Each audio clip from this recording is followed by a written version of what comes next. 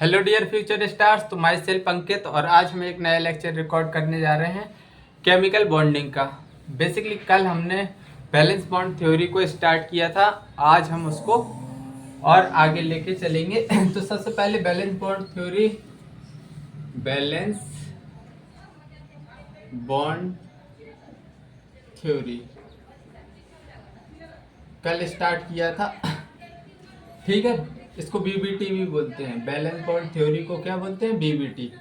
BBT ये basically concept of overlapping पर based है। Concept of overlapping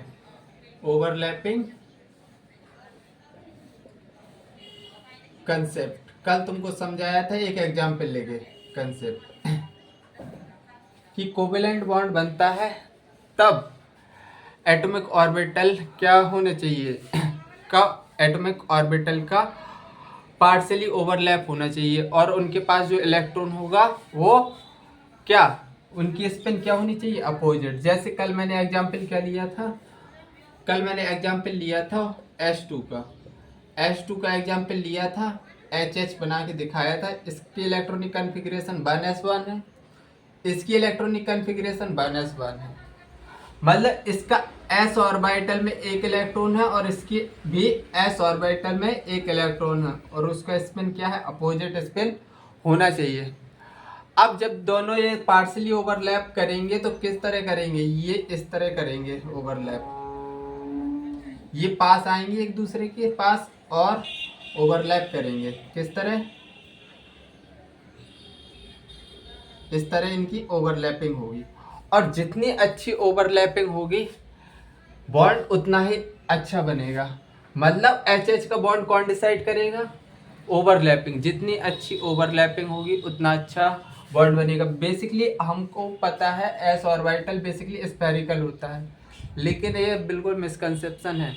S orbital ऐसे होता है, इसकी कोई फिक्स्ड बाउंड्री नहीं होती,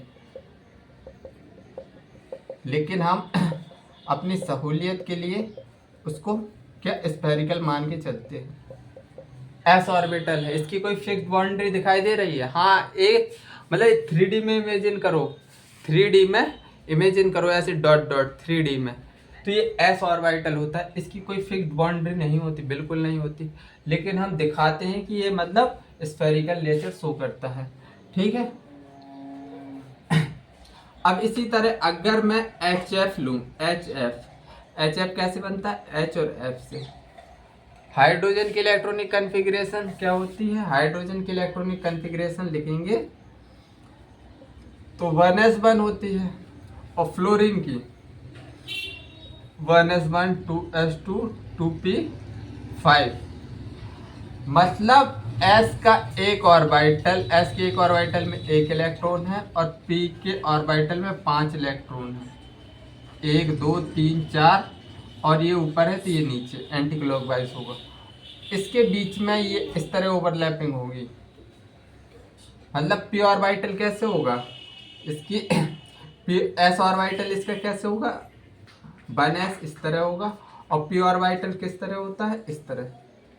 और ये हमारी ओवरलैपिंग होगी, इसको क्या बोलते हैं? SP overlap. इधर क्या है? S S overlap. अभी मैं बताऊंगा आगे चल के ये क्या होती है, एसपी ओवरलैपिंग। तो जितनी ज़्यादा अच्छी तरह से ये ओवरलैपिंग होगी, मतलब इधर इस पोजीशन पे जितनी ज़्यादा इलेक्ट्रॉन डेंसिटी ज़्यादा होगी, मतलब उतना अच्छा स्ट्रॉन्ग बॉन्ड बनेगा, ठीक है। आई थिंक कल का रिवीजन करवा दिया है मैंने। अब आज आगे बढ़ते हैं, स्ट्रेंथ ऑफ ओवरलैपिंग। आज हमारा टारगेट रहेगा strength of overlapping.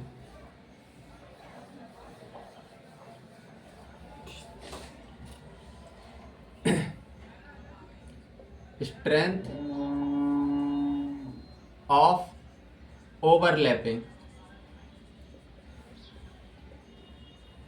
Strength of overlapping. Basically bond strength किस पर? स्ट्रेंथ ऑफ बॉन्ड हमको बताना है, तो स्ट्रेंथ ऑफ बॉन्ड बताना है। अगर मुझे स्ट्रेंथ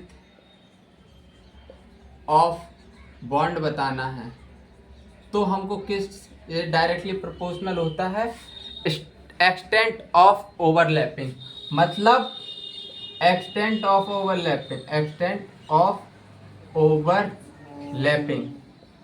अभी मैंने बताया था ओवरलैपिंग एस एस की एस पी की, जितनी अच्छी ओवरलैपिंग होगी बॉन्ड उतना ही स्ट्रॉन्ग होगा। और ये एक्सटेंट ऑफ ओवरलैपिंग किस पर, दो फैक्टर पर डिपेंड करती है। पहला होता है साइज ऑफ ऑर्बिटल, किस पर, साइज ऑफ ऑर्बिटल पर। पहला होता है साइज ऑफ ऑर्बिटल, दूसरा होता है डायरेक्शनल नेचर ऑफ ऑर्बिटल, दूसरा होता है directional nature of orbital. Basically strength of bond कैसे पता करेंगे, दो फैक्टर से। हम वन बाय वन डील करेंगे। पहले पढ़ेंगे हम साइज ऑफ ऑर्बिटल, फिर पढ़ेंगे हम क्या, डायरेक्शनल नेचर ऑफ ऑर्बिटल। ठीक है, तो चलो स्टार्ट करते हैं। सबसे पहले हम लेते हैं साइज ऑफ ऑर्बिटल।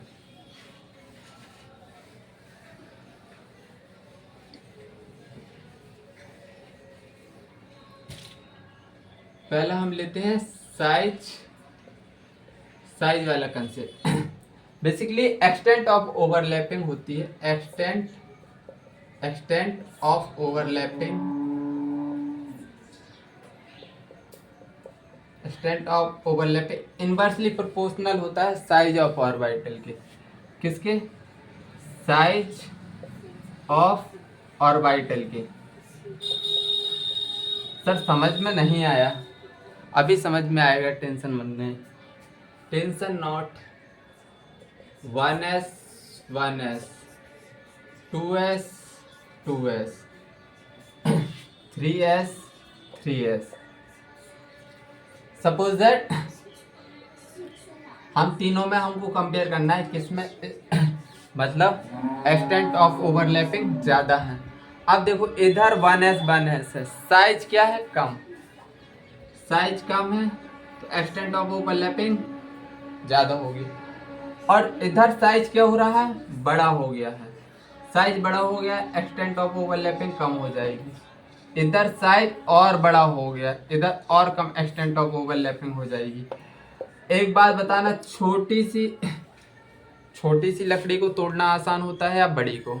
ऑब्वियस सी बात है, बड़ी लकड़ी होगी जल्दी से टूट जाएगी, जितनी छोटी होगी उसको तोड़ने में उतनी ही तुमको क्या लगेगी, एनर्जी।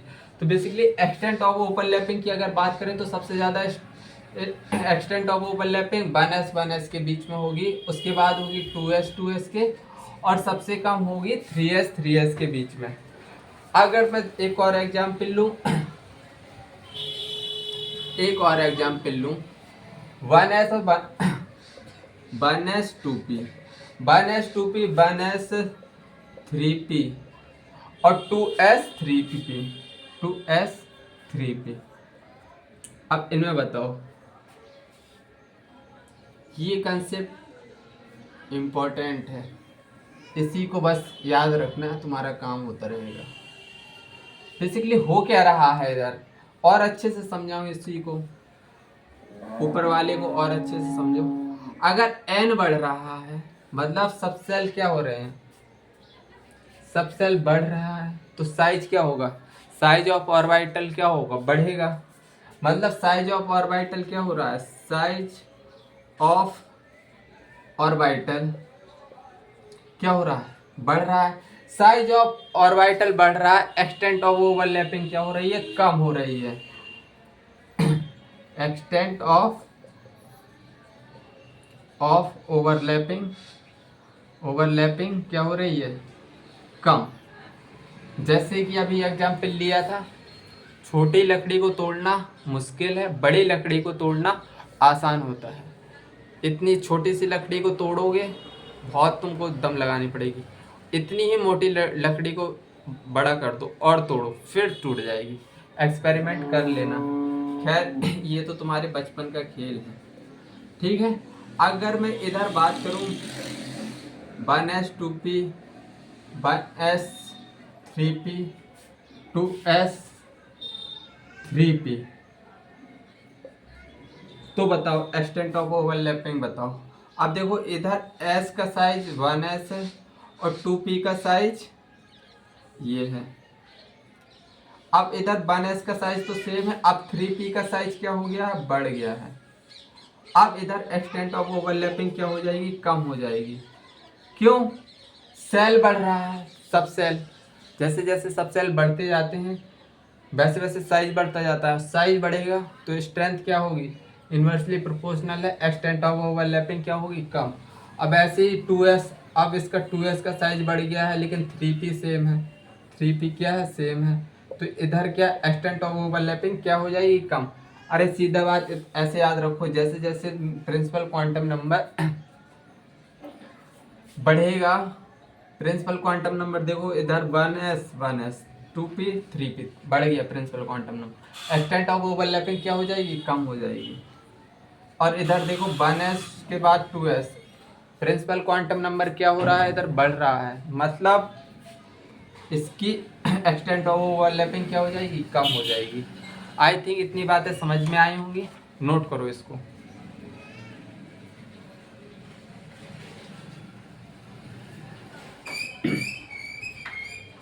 पहला हमने साइज वाला फैक्टर निपटा लिया है, साइज ऑफ ऑर्बिटल। अब हमको दूसरा क्या देखना है, दूसरा देखना है डायरेक्शनल नेचर ऑफ ऑर्बिटल। दूसरा फैक्टर क्या है,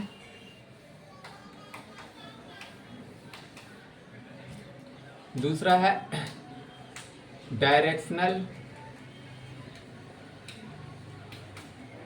नेचर ऑफ ऑर्बिटल, मतलब डायरेक्शनल नेचर ऑफ। अब डायरेक्शनल नेचर में तुमको बस याद रख लेना है, क्या याद रख लेना है अभी मैं बता दूंगा। एस का डायरेक्शनल नेचर क्या होता है, सबसे ज़्यादा होता है, मतलब नॉन डायरेक्शनल सबसे ज़्यादा कम डायरेक्शनल होता है, ये सबसे ज़्यादा कम होती है एस की डायरेक्शनल, फिर पी आता है, फिर डी, उसके बाद आता है एफ। ये ऑर्डर याद रख लेना डायरेक्शनल नेचर में। एस बेसिकली होता है non directional, non directional, directional. क्यों, ऐसा क्यों, अभी मैं बता रहा हूँ। थोड़ा बहुत तो एटॉमिक स्ट्रक्चर देख के आए होंगे, बिल्कुल। तो एस का स्फेरिकल शेप होता है, एस का कैसा शेप होता है, स्फेरिकल शेप, स्फेरिकल शेप होता है। एक्स एक्सिस, ये है x axis, y axis, z axis, ये क्या है, जेड एक्सिस। मतलब तीनों एक्सिस में इसकी इलेक्ट्रॉन डेंसिटी तीनों एक्सिस में क्या होती है, डिस्ट्रीब्यूट होती है। और P में क्या होता है, P में देखो पी एक्स, अगर मैं बनाऊं इधर एक्स एक्सिस पर, तो इलेक्ट्रॉन डेंसिटी पी एक्स इसी तरह होगा, only electron density x axis पर ही होगी। या पी वाई की बात करूं, वाई की बात करूं तो p y only y axis पर मिलेगा। अगर जेड की बात करूं, जेड की बात करूं तो पी जेड डायरेक्शन में ही इलेक्ट्रॉन डेंसिटी मिलेगी। और इसी तरह अगर मैं डी की बात करूं, डी की बात करूं, अगर एक्स वाई लिया है तो इलेक्ट्रॉन डेंसिटी क्या एक्स वाई के बीच में ही मिलेगी। अगर मैं बाई जेड की बात करूं, बाई जेड की बात करूं तो इलेक्ट्रॉन डेंसिटी इन दोनों एक्सिस के क्या बीच में ही मिलने वाली है। मतलब सबसे लेस डायरेक्शनल कौन है, एस, मतलब ये तीनों डायरेक्शन में घूमता फिर रहा। अगर इसको मतलब जैसे अगर इसको अगर मैंने ओवरलैप कराया तो ये तो नॉन डायरेक्शनल है, और ए उससे ज़्यादा डायरेक्शनल है।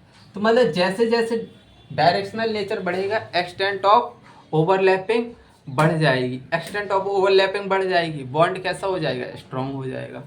तो आई थिंक इतनी बात समझ में आई होगी। एफ का बेसिकली अभी तक स्ट्रक्चर कोई, अभी तक जब तक मैं पढ़ा रहा हूँ ऐसा कोई स्ट्रक्चर आया नहीं है, लेकिन इसमें 6 लोब होते हैं, 6 लोब होते हैं। वो 3D में थोड़ी बनाना मुश्किल होता है, और ये कॉम्प्लेक्स, इसको हम बोलते हैं कॉम्प्लेक्स स्ट्रक्चर। लेकिन ऑब्वियस सी बात है इसकी डायरेक्शनल नेचर क्या होती है, सबसे अच्छी होती है। जैसे जैसे इलेक्ट्रॉन डेंसिटी मतलब फिक्स डायरेक्शन में मिलने लगे तो समझ लो डायरेक्शनल नेचर बढ़ रहा है। इलेक्ट्रॉन डेंसिटी इसमें देखो तीनों एक्सिस में, तो इसको क्या ही कहेंगे हम, नॉन डायरेक्शनल कहेंगे, ठीक है। तो आई थिंक तो एक्सटेंट ऑफ ओवरलैपिंग किसके प्रोपोर्शनल रहेगी, डायरेक्शनल नेचर के। Extent of star point, extent of overlapping किसके प्रोपोर्शनल रहेगी? डायरेक्शनल नेचर के। किसके? Directional nature. आई थिंक इतनी बात समझ में आ गई होगी। Extent of overlapping directional nature के डायरेक्टली प्रोपोर्शनल रहेगी। इसी से हमारा क्वेश्चन हो जाएगा, इसी पॉइंट से हमारा क्या हो जाएगा? क्वेश्चन हो जाएगा। डब्बे में बंद कर लेना चाहो तो। अगर मैं एग्जाम्पल की बात करूं, अगर मैं इधर प्रिंसिपल क्वांटम नंबर जैसे 2s रख रहा हूँ, 3s नहीं 2s 2p रख रहा हूँ, इधर 2p रख रहा हूँ, तो बताओ s बेसिकली क्या है? Non directional. s क्या है? Non directional. s orbital non directional. ये क्या है? p directional. ये क्या है? नॉन डायरेक्शनल है और p डायरेक्शनल है। मतलब और एक्सटेंट ऑफ ओवरलैपिंग किसके प्रोपोर्शनल है? डायरेक्शनल नेचर के। किसके? डायरेक्शनल नेचर के। तो सबसे ज्यादा डायरेक्शनल नेचर इधर दिखाई दे रहा है। अरे भाई देखो, अपनी आंखों से देखो इसको, सबसे ज्यादा डायरेक्शनल नेचर इधर इसमें दिखाई दे रहा है। तो एक्सटेंट ऑफ ओवरलैपिंग भी उसी में क्या होगी? ज्यादा होगी। अगर मैं एक और एग्जाम्पल लूं, 3s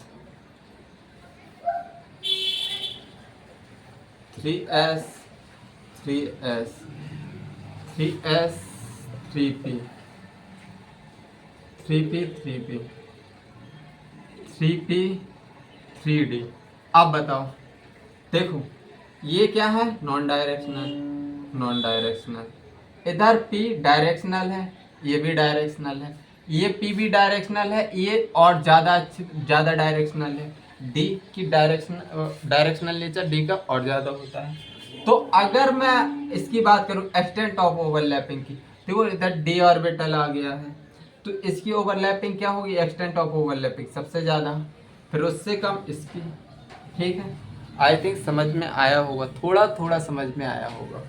ठीक है, मेरे हिसाब से थोड़ा क्या पूरा ही आ जाना चाहिए। अब बचा ही क्या है? अगर 3p बाई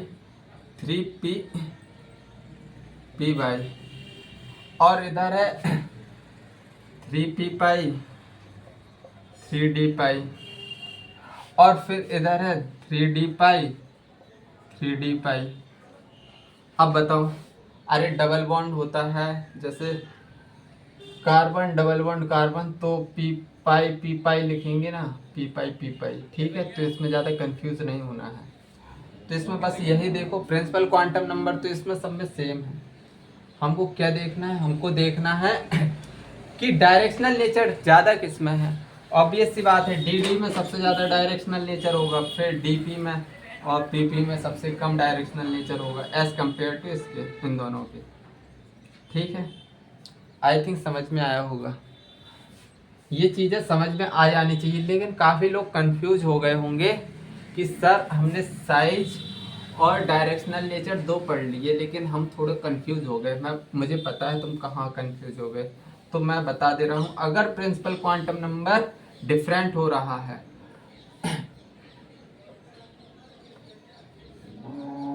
ट्रिक, अगर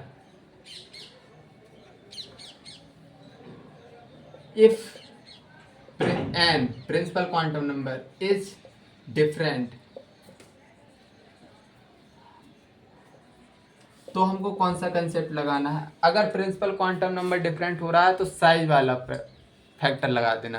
क्या लगा दोगे? Size of orbital. Size of orbital मतलब प्रिंसिपल क्वांटम नंबर बढ़ेगा, साइज बढ़ेगा, एक्सटेंट ऑफ ओवरलैपिंग क्या होगी? कम होगी। अगर पहला स्टार पॉइंट है, दूसरा इफ n इज सेम, अगर n क्या होगा? सेम होगा, फिर कौन सा वो लगाना फैक्टर? फिर लगा देना डायरेक्शनल नेचर। क्या लगा देना? Directional nature.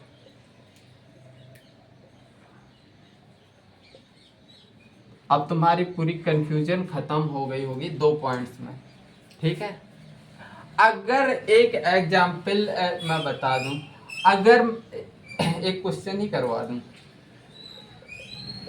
Find bond strength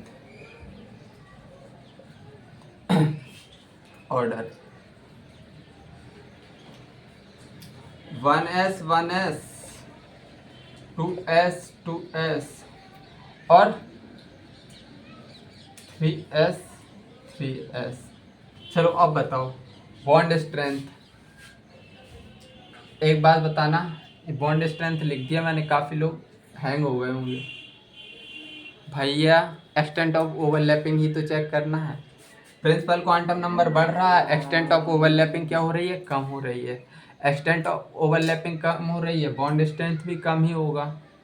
तो सबसे ज़्यादा बॉन्ड स्ट्रेंथ इसमें देखो कुछ ऐसी ओवरलैपिंग हो रही है, छोटा बॉन्ड बन रहा, इधर साइज बड़ा हो गया, इधर साइज और बड़ा हो गया, तो एक्सटेंट ऑफ ओवरलैपिंग क्या हो रही है, कम हो रही है। तो अगर जैसे जैसे साइज बढ़ेगा एक्सटेंट ऑफ ओवरलैपिंग कम होती जाएगी, तो बॉन्ड स्ट्रेंथ भी क्या हो जाएगा, कम हो जाएगा। आई थिंक ये समझ में आ गया होगा। चलो नोट करो इसको।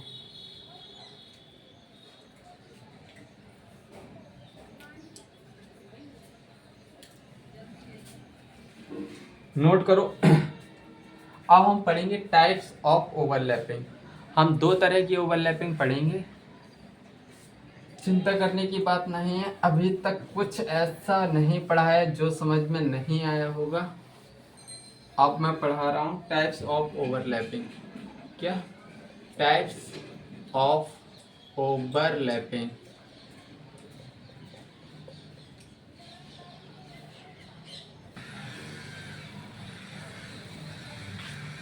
टाइप्स ऑफ ओवरलैपिंग में हम 2 टाइप्स की ओवरलैपिंग पढ़ेंगे बेसिकली।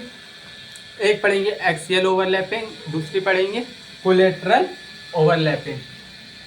पहले हम कौन सी पढ़ने वाले हैं, एक्सियल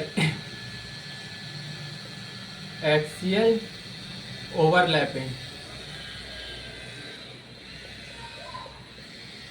एक्सियल ओवरलैपिंग इसको हम सिग्मा बॉन्ड भी बोलते हैं। कौन सी, इसमें बनता है एक्सियल ओवरलैपिंग करवाएंगे तो बनेगा सिग्मा बॉन्ड। एक्सियल ओवरलैपिंग होती क्या है पहले समझो। इस तरह लड़ाओ, मतलब तुमने ऑक्स को लड़ते देखा होगा, तो वो क्या एक दूसरे के सर से सर लड़ाते हैं, तब क्या होती है एक्सियल ओवरलैपिंग। मतलब ऐसे मेरे हाथ से देखो, अगर मेरा हाथ, रुक जाओ 1 मिनट, हाँ, अगर ये दोनों चीज़ें देखो, मार्कर और इसको, अगर ये head to head overlapping, head to head collision हो रहा है, हेड टू हेड कॉलिजन हो रहा है, तो मतलब कौन सी ओवरलैपिंग है, एक्सियल ओवरलैपिंग। अगर आगे हम पढ़ेंगे कोलेटरल ओवरलैपिंग, उसमें होगा साइड वाइज ओवरलैपिंग इस तरह। इसमें क्या होगा, हेड टू हेड ओवरलैपिंग। तो बेसिकली होती कैसे है, सबसे पहले पढ़ो S S overlapping. S S overlapping, S S overlapping में क्या होगा कि सपोज दैट एक एस ये है, एक एस ये है, और ये क्या है, इंटरन्यूक्लियर एक्सिस। इसको क्या बोलते हैं, internuclear axis. Suppose that x axis पर है, अब इन दोनों को पास आने दो, हेड टू हेड कॉलिजन होगी, तो देखो कुछ इस तरह का बनेगा। ओवरलैपिंग किस तरह से होगी, हेड टू हेड ओवरलैपिंग इस तरह से, एक्स एक्सिस की इंटरन्यूक्लियर एक्सिस। इंटरन्यूक्लियर एक्सिस क्या है, एक्स एक्सिस। एक्स एक्सिस क्या है, इंटरन्यूक्लियर एक्सिस, ठीक है। अब हम एसपी ओवरलैपिंग पढ़ेंगे। दूसरी है SP overlapping. SP overlapping, SP overlapping में क्या होगा, देखो एस, अगर हम एस को चाहे, मतलब एस में कुछ नहीं, अगर हम पी एक्स ले रहे हैं, सपोज दैट पी एक्स लिया मैंने, इधर इंटरन्यूक्लियर एक्सिस क्या लिया, पी एक्स है, ये क्या है, पी एक्स। अब एक्स एक्सिस पर ही इसको इसके पास ले जाओ, इस एस को इसके पास ले जाओ पी के, तो कुछ ऐसी स्ट्रक्चर बनेगी। देखो ये तो हो गई हमारी इंटर न्यूक्लियर एक्सिस, ये तो हमारी हो गई इंटर न्यूक्लियर एक्सिस। अब ये पी एक्स है, मतलब एक्स एक्सिस है इंटर न्यूक्लियर एक्सिस में, इधर लिख लो इंटर न्यूक्लियर एक्सिस, और इधर एक्स एक्सिस लिखो, एक्स एक्सिस। तो अब ये पास आएगा, जैसे ही इसके हेड टू हेड कॉलिजन होगा तो इसको हम क्या बोलेंगे। इधर से देखो सिग्मा बॉन्ड कैसे बनता है, देखो सिग्मा बॉन्ड कैसे बनता है, देखो ये क्या है, सिग्मा बॉन्ड ही तो है, सिग्मा बॉन्ड। इसमें भी देखो सिग्मा बॉन्ड कैसे बन रहा है, सिग्मा बॉन्ड इस तरह, सिग्मा बॉन्ड। ठीक है, आई थिंक समझ में आ गया होगा। ये हो गई एस पी ओवरलैपिंग। थर्ड है पी पी ओवरलैपिंग, थर्ड है पी पी ओवरलैपिंग, ओवरलैपिंग। इसमें क्या होता है, इंटर न्यूक्लियर एक्सिस, अगर हमने पी एक्स लिया है, सपोज दैट पी एक्स लिया है, हमने पी एक्स लिया है, अरे अच्छे से बन गया भाई, पी एक्स लिया है, और दूसरा भी हमने क्या लिया है, पी एक्स, ये भी क्या है, पी एक्स। अगर इंटर न्यूक्लियर एक्सिस क्या बना रहा हूँ, एक्स एक्सिस, जरूरी नहीं है मैं एक्स एक्सिस लिख दे रहा हूँ तो इसका मतलब एक्स एक्सिस पर ही होगा। भैया तुमको वाई एक्सिस बनाना है वाई एक्सिस बना लो, जेड एक्सिस बनाना है जेड एक्सिस बना लो, ठीक है, वो तुम्हारी कंडीशन है, मैं समझाने के लिए बस एक्स एक्सिस दे रहा हूँ। देखो अगर मैं इसको इधर ले जाऊँ, इसके हेड टू हेड कॉलिजन करवाऊँ, अगर मैं इसको हेड टू हेड कॉलिजन करवाऊँ तो इसमें किस तरह की ओवरलैपिंग होगी। देखो एक पी ये है और दूसरा पी ये है, तो क्या है, पी एक्स है दोनों, ये भी पी एक्स है और ये भी पी एक्स है, ये हमारी है inter nuclear axis. Inter nuclear axis भी क्या है, एक्स एक्सिस। तो ये हमारी हो गई कौन सी, एक्सियल ओवरलैपिंग। इसको हेड टू हेड कॉलिजन भी बोलते हैं, क्या, हेड टू हेड कॉलिजन। लेकिन अब हम दूसरे टाइप के पढ़ेंगे, collateral overlapping, collateral overlapping.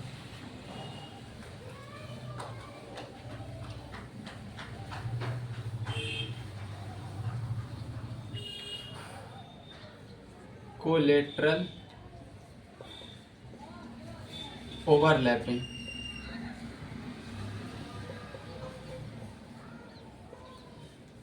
Collateral overlapping. Collateral overlapping से कौन सा बॉन्ड बनता है, बेसिकली इसमें बनता है पाई बॉन्ड। कौन सा बॉन्ड बनता है, पाई बॉन्ड, पाई बॉन्ड का फॉर्मेशन होता है इसमें, ठीक है। पहली बात, हेड टू हेड कॉलिजन में क्या बनता था, सिग्मा। अब क्या होगा, कोलेटरल कॉलिजन इस तरह, अभी हेड टू हेड नहीं है, हेड टू हेड ये है, कोलेटरल इस तरह। अरे मेरे हाथों से समझ लो भाई, ये है हमारी हेड टू हेड कॉलिजन और ये हमारी क्या, ये हमारी कोलेटरल कॉलिजन।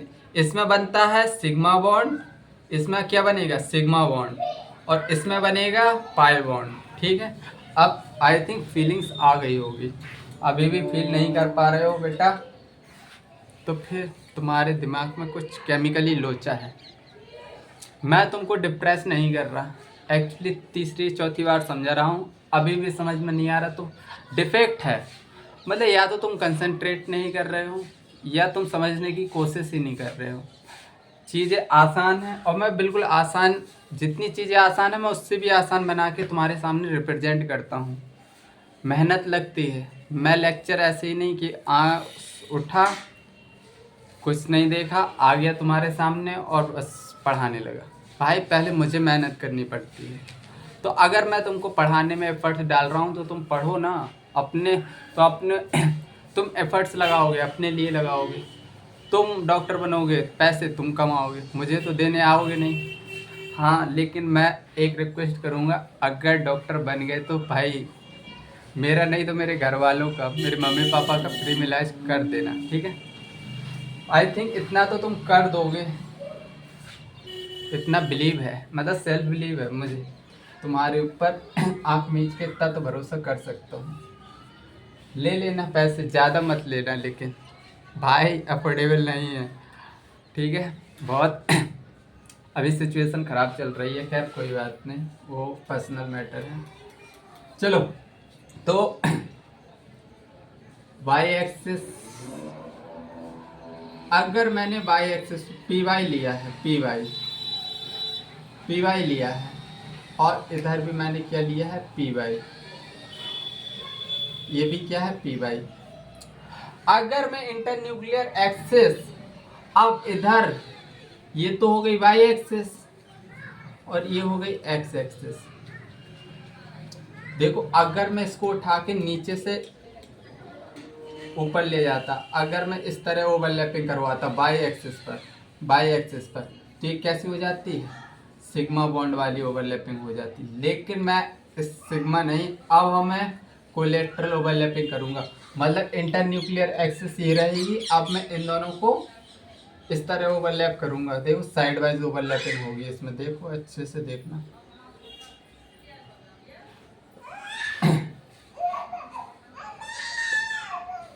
एक्स एक्सिस है और ये पी वाई,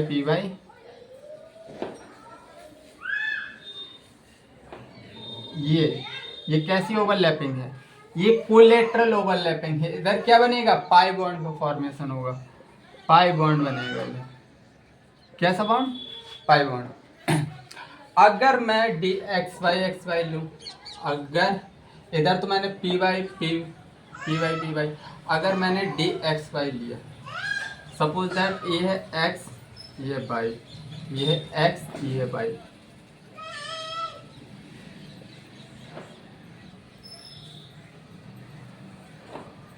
सही बन गया, सही बन गया। अगर मैं इसको एक्स एक्सिस के थ्रू मिलाऊं या वाई एक्सिस के थ्रू, इसको चाहे नीचे से फिट करूं चाहे इसको इधर ले जाऊं, तो इधर से क्या बनेगा, देखो किस तरह ओवरलैपिंग होगी। सपोज दैट इंटरन्यूक्लियर एक्सिस क्या है, एक्स एक्सिस, ही इंटरन्यूक्लियर एक्सिस है, देखो इस तरह,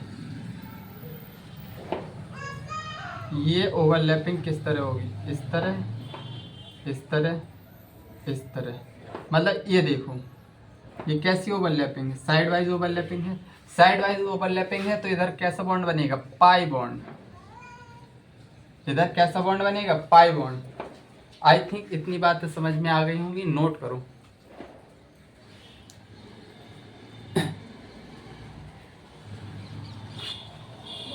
हाँ थोड़ा शाम हो गया है, थोड़ी ब्राइटनेस कम होगी, मैंने बल्ब जला दिया लेकिन उतनी रोशनी नहीं है, इसलिए आज थोड़ी जल्दी ख़त्म करने की कोशिश करूँगा, ठीक है। ज़्यादा नहीं खींचूंगा लेक्चर को, जल्दी से पढ़ लो जितना पढ़ाया जा रहा है। कोलेट्रल ओवरलैपिंग है, समझ में आ गई होगी, ठीक है। अब एक जो इम्पोर्टेंट नहीं है, खैर तुम्हारे पॉइंट ऑफ व्यू से इम्पोर्टेंट नहीं है, लेकिन मैं एक स्टेप ऊपर ही रहता हूँ, ताकि इन फ्यूचर आ गया क्वेश्चन तो तुम ब्लेम करोगे कि इस बंदे ने गलत पढ़ा दिया, हमको पूरा नहीं पढ़ाया, तो पूरा पढ़ाने की जिम्मेदारी मेरी है।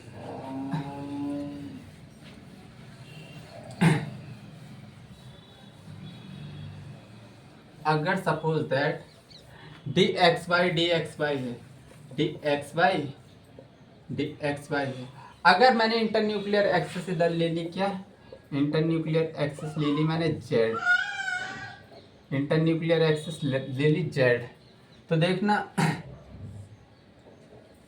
ये थोड़ी स्पेशल केस होने वाला है, ये थोड़ी स्पेशल केस होने वाला है। इधर से इधर, फिर इधर, फिर इधर, हाँ सही है, सही बनाया क्या, सही बना है। देखो ये है एक्स एक्सिस, इसको मैंने कंसीडर कर दिया एक्स एक्सिस, और इसको मैंने कंसीडर कर दिया वाई एक्सिस, और ये क्या है, जेड एक्सिस। इसी तरह ये एक्स एक्सिस, ये वाई एक्सिस, और ये क्या है, यार मैंने फिगर गलत बना दिया यार, इसको नीचे लाओ, हाँ अब सही है। ये हमारी एक्स एक्सिस, ये हमारी क्या है वाई एक्सिस, और ये हमारी जेड एक्सिस है। थोड़ा छोटा बन गया, कोई बात नहीं, अभी मैं एक बार और ट्राई मार रहा हूँ। ट्राई करते रहो, जब तक चीज़ें सही ना हो तब तक हमको क्या करना चाहिए, ट्राई करना चाहिए। ट्राई करने में जाता ही क्या है। ये हमारी एक्स एक्सिस, ये हमारी वाई एक्सिस, ये हमारी जेड एक्सिस। अब डी एक्स वाई बना रहा हूँ मैं, डी एक्स वाई मैंने बना दिया इधर, और डी एक्स वाई बना दिया इधर भी, इस तरह। अब अगर जेड एक्सिस के थ्रू मिलेगा तो अब पता है ये कैसे मिलेगा। सपोज दैट इसको 3D में इमेजिन करो, मतलब ये ऐसे समझो 4 गुब्बारे हैं, 4 गुब्बारे एक प्लेन में, और ये 4 गुब्बारे इस प्लेन में। तो अब ये इस तरह ओवरलैप करेंगे, मतलब चारों एक दूसरे को क्या करेंगे, टच करेंगे। मतलब ये वाला इससे मैच करेगा, ये वाला इससे मैच करेगा, और ये वाला अगर इस तरह, ये वाला इससे मैच करेगा, ये वाला इससे मैच करेगा, मतलब इससे ओवरलैप होगा। मैं बोल रहा हूँ मैच करेगा, तो इधर कौन सा बॉन्ड बनेगा, डेल्टा बॉन्ड बनेगा। क्या बनेगा, डेल्टा बॉन्ड। मतलब ये सबसे अलग केस है। फोर लोग 4 जगह से क्या ओवरलैपिंग हो रही है, 4 लोग क्या कर रहे हैं, इंटरेक्ट कर रहे हैं। तो इधर लिख लो 4 लोग अगर इंटरेक्शन करेंगे, 4 लोग इंटरेक्शन होगा, तो 4 लोग का अगर इंटरेक्शन होगा तो कौन सा बॉन्ड बनेगा, डेल्टा बॉन्ड। डेल्टा बॉन्ड का क्या होगा, फॉर्मेशन। ठीक है। अब तुमको मैं ये बता दे रहा हूँ कि ओवरलैपिंग कैसे नहीं हो सकती, मतलब ओवरलैपिंग कहाँ कहाँ नहीं होगी। सबसे पहले ये बताना मुझे ज़रूरी है। टाइप्स ऑफ ओवरलैपिंग पढ़ ली है, अब कैसे कैसे ओवरलैपिंग नहीं हो सकती है। तो नो ओवरलैपिंग, नो ओवरलैपिंग मतलब ओवरलैपिंग कैसे कैसे नहीं हो सकती। इंक डाल लूँ यार, 1 मिनट भाई।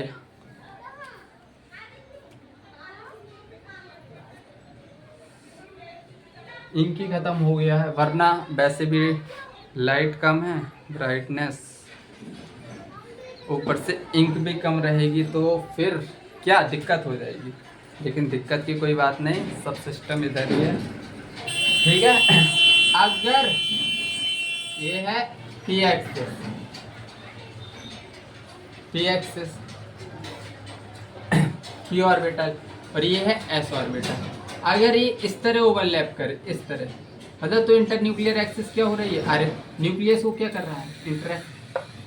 अरे यार, ये है पी ऑर्बिटल, और एस ऑर्बिटल अगर इस तरह ओवरलैपिंग करेगा तो ये ऐसी ओवरलैपिंग नहीं होती है, क्योंकि न्यूक्लियस क्या एक दूसरे को क्या कर रहे हैं, कट कर रहे हैं। न्यूक्लियर इलेक्ट्रॉन डेंसिटी के किस तरह कट होनी चाहिए, ओवरलैप होनी चाहिए इस तरह। न्यूक्लियस नहीं भिड़ाना है, न्यूक्लियस से बिल्कुल दूर दूर तक वास्ता नहीं रखना है इसका। और क्या कैसी ओवरलैपिंग नहीं हो सकती, ये पी एक्सिस है, तो तुम कैसी ओवरलैपिंग नहीं करा सकते।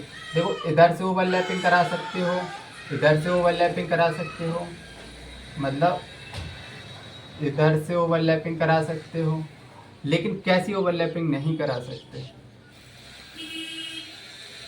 अब तुम इधर से ऐसे ओवरलैपिंग नहीं करा सकते हो, क्या ये न्यूक्लियस को क्या कर रहा है, कट कर रहा है। ठीक है। और अगर ऐसे हो डी, ये क्या है न्यूक्लियस, तो तुम ऐसी ओवरलैपिंग बिल्कुल कतई नहीं करवाना, ऐसी ओवरलैपिंग नहीं होती है। अगर तुम डी डी में देख लो, डी डी में ये न्यूक्लियस है, तो तुम कैसे ओवरलैपिंग मत करा देना, ऐसी ओवरलैपिंग बिल्कुल मत करा देना। इस तरह की, इस तरह की ओवरलैपिंग बिल्कुल नहीं कराना, ये सब नो ओवरलैपिंग है। ठीक है। अब मैं बता रहा हूँ क्वेश्चन कैसे आएगा। क्वेश्चन कहाँ से आएगा, ऑर्बिटल इंटरन्यूक्लियर एक्सिस। देखो इधर डाल लो ऑर्बिटल, और इधर डाल दो इंटरन्यूक्लियर एक्सिस, और इधर डाल लो बॉन्ड, कौन सा बनेगा? बॉन्ड। अगर S S orbital S S है, एस प्लस एस है, दो ऑर्बिटल एस एस के हैं, चाहे एक्स एक्सिस पे जाओ, चाहे वाई एक्सिस से जाओ, चाहे जेड एक्सिस पे जाओ, क्योंकि इसमें चारों तरफ इलेक्ट्रॉन डेंसिटी होती है, तीनों एक्सिस में इलेक्ट्रॉन डेंसिटी होती है स्फेरिकल। तो एनी एक्सिस ले लो, एनी एक्सिस, कोई भी एक्सिस ले लो, बॉन्ड कैसा बनेगा? सिग्मा बॉन्ड बनेगा, पर हमेशा हमेशा सिग्मा बॉन्ड ही बनेगा। दूसरा, अगर मैंने एस ले लिया और मैंने ले लिया पी एक्स, अगर मैंने पी एक्स ले लिया और इंटरन्यूक्लियर एक्सिस है क्या? एक्स, एक्स एक्सिस, तो इधर पे क्या बनेगा? Sigma bond. कैसा? Sigma bond. देखो ये पी एक्स और पी एक्स, पी एक्स और इंटरन्यूक्लियर एक्सिस एक्स है और इधर एस, तो इधर क्या, कौन सी ओवरलैपिंग हो रही है? सिग्मा बॉन्ड, मतलब हेड ऑन ओवरलैपिंग हो रही है। इसी तरह थर्ड, एस पी वाई ले लो, पी वाई ले लिया और इंटरन्यूक्लियर एक्सिस बाई कर दी, तो भी इधर सिग्मा बॉन्ड ही बनेगा, सिग्मा बॉन्ड ही बनेगा। अगर मैंने चौथा केस लिया S P Z, P Z ले लिया और मैंने इधर इंटरन्यूक्लियर एक्सिस जेड ले ली, तो इधर पे क्या बनेगा? सिग्मा बॉन्ड, इधर भी बनेगा सिग्मा बॉन्ड। अगर मैंने इधर क्या लिया, पांचवा, एस और इधर ले लिया पी एक्स और इधर मैंने इंटरन्यूक्लियर एक्सिस चेंज कर दी, इंटरन्यूक्लियर एक्सिस सपोज दैट मैंने क्या कर दी? वाई कर दी, तो इधर नो बॉन्ड फॉर्मेशन। देखो अभी बता रहा हूँ, नो बॉन्ड, कोई बॉन्ड नहीं बनेगा। देखो पी एक्स इस तरफ है एक्स एक्सिस पर, इंटरन्यूक्लियर एक्सिस क्या है? एक्स, और ये क्या है? P x. अब ओवरलैपिंग कैसे करा रहे हो? वाई से, वाई से वाई एक्सिस पर। ऐसी ओवरलैपिंग मैंने मना किया था ना, इसको तुम एस को इसी वाई एक्सिस पर ले जाओगे ना आप, तो इस तरह की ओवरलैपिंग नहीं होती है, कोई ओवरलैपिंग नहीं होती, नो बॉन्ड, कोई बॉन्ड फॉर्मेशन नहीं होगा। ऐसा समझो एस पी है तो एक्स, जो पी एक्स है वही इंटरन्यूक्लियर, पी वाई है तो वाई इंटरन्यूक्लियर एक्सिस, जेड है तो जेड इंटरन्यूक्लियर एक्सिस होना चाहिए। ऐसे याद कर सकते हो, ठीक है। अगर मैं बात करूं छठा, P x plus p x, अगर एक्स एक्स है तो इंटरन्यूक्लियर एक्सिस क्या होनी चाहिए? एक्स एक्सिस ही होनी चाहिए। अगर इंटरन्यूक्लियर एक्सिस है एक्स, तो पी एक्स किस तरह? अरे यार भाई, ये क्या है? पी एक्स इंटरन्यूक्लियर एक्सिस, और ये क्या है? और ये भी क्या है? P x. तो ये हेड ऑन कॉलिजन है, तो क्या बनेगा? Sigma bond. अगर मैंने पी वाई ले लिया, पी वाई, तो ऊपर से हेड ऑन करवा दो, वाई एक्सिस ले लिया मैंने, तो इधर भी क्या बनेगा? Sigma bond.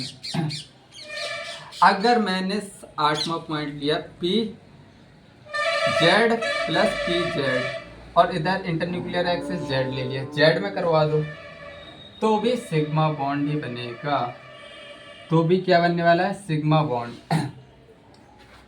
तीन और इम्पोर्टेंट केस, तीन और इम्पोर्टेंट केस, 8 तक हो गए हैं, इतनी बात समझ में आ गई होगी। तीन और केस डिस्कस करूं। ये क्या है? बॉन्ड। अगर मैंने पी एक्स, 8 हो गए थे 9, P x plus p x है, पी एक्स है और इंटरन्यूक्लियर एक्सिस अगर मैंने बाई या जेड ले लिया, इंटरन्यूक्लियस बाई और जेड, बाई और जेड एक्सिस, तो देखो पी एक्स, देखो ये है पी एक्स एक्स एक्सिस पर और ये है पी एक्स एक्स एक्सिस पर ही होगा। अब इंटरन्यूक्लियर एक्सिस क्या है? वाई में है, ये है वाई एक्सिस। अब मैं किस तरह ओवरलैपिंग करा रहा हूँ? इन दोनों को पास लाओ, इन दोनों को पास लाओगे तो कौन सी ओवरलैपिंग होगी? कोलैटरल ओवरलैपिंग, तो पाई बॉन्ड बनेगा। कैसा बॉन्ड बनेगा? पाई बॉन्ड, ठीक है। अगर मैंने पी वाई ले लिया और इंटरन्यूक्लियर एक्सिस एक्स और जेड एक्सिस ले ली, तो भी इधर क्या बनेगा, पाई बॉन्ड का ही फॉर्मेशन होगा।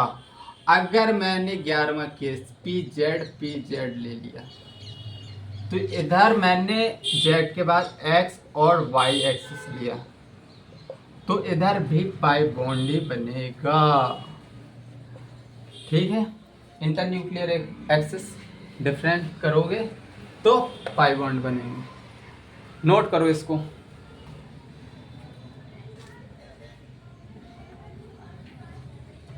अब ये तो हो गया हमारा इम्पोर्टेंट केस, इधर तक ही नीट में पूछेगा। अब हम चल रहे हैं थोड़ी एक्स्ट्रा वर्जन देखने। क्या एक्स्ट्रा वर्जन देखने, हम थोड़ा एक्स्ट्रा ही पढ़ेंगे।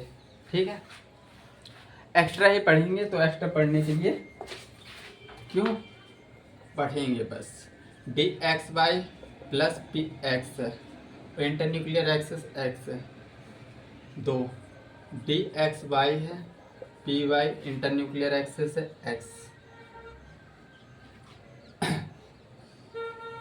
थर्ड डी एक्स वाई है, इंटर पी जेड है, इधर एनी एक्सिस ले लो, एनी एक्सिस, और फोर्थ डी एक्स वाई है, पी एक्स ले लिया, तो इधर मैंने ले लिया एक्स एक्सिस, और पांचवा डी एक्स वाई है प्लस पी वाई है, तो जेड एक्सिस, छठवा डी एक्स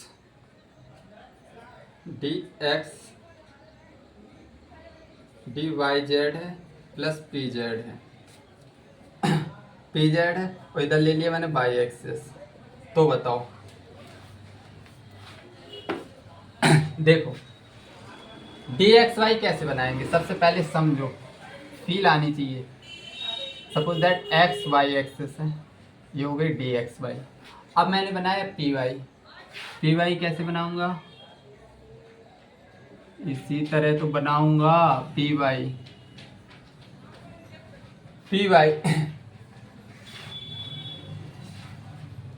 पी एक्स लिखा है भाई, पी एक्स लिखा है, क्या बोल कर रहा हूँ मैं, पी एक्स बनाना है, पी एक्स, ये क्या है पी एक्स।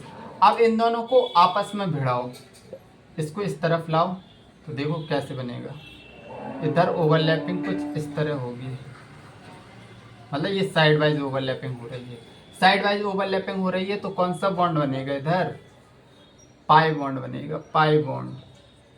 और ऐसे ही समझो, देखो एक्स इधर है, एक्स इधर है, इंटरन्यूक्लियर एक्सिस, अगर एक्स इधर भी है, एक्स इधर है, इंटरन्यूक्लियर एक्सिस मैंने गलत ली है यार, वाई लेना चाहिए था, वाई। और जो डिफरेंट है वो अगर इंटरन्यूक्लियर एक्सिस है तो पाई बॉन्ड बनेगा। जैसे इधर वाई वाई है, डिफरेंट क्या है एक्स, एक्स इंटरन्यूक्लियर एक्सिस है, तो पाई बॉन्ड बनेगा।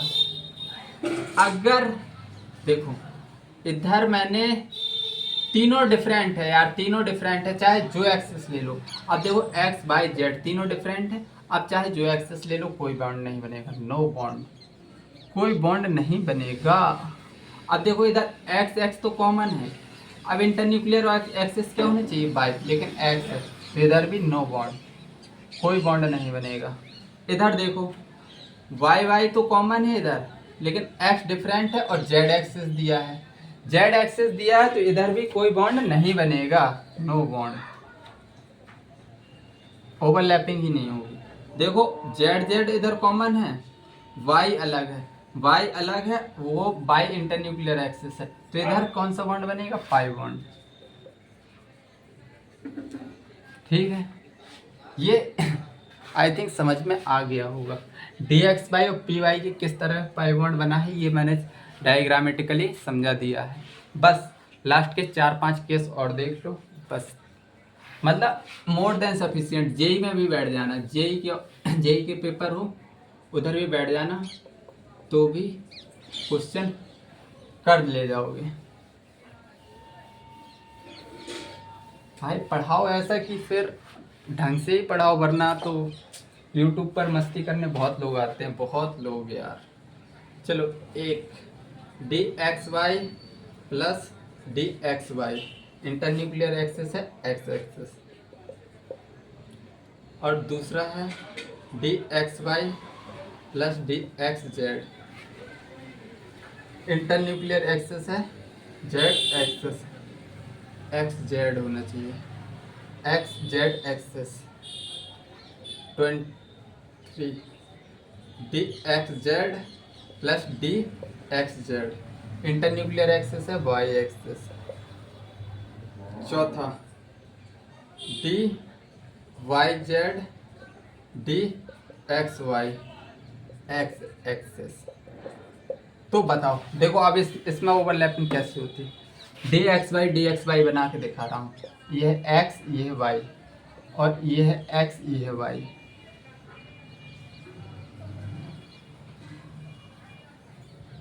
अब इन दोनों को पास लाओ तो इधर इधर ये दोनों मैच करेंगे और ये दोनों ओवरलैप करेंगे। तो मतलब इधर कैसी कोलेट्रल ओवरलैपिंग हो रही है ना, कोलेट्रल ओवरलैपिंग हो रही है। तो मतलब कैसा है, पाई बॉन्ड, पाई बॉन्ड बनेगा इधर।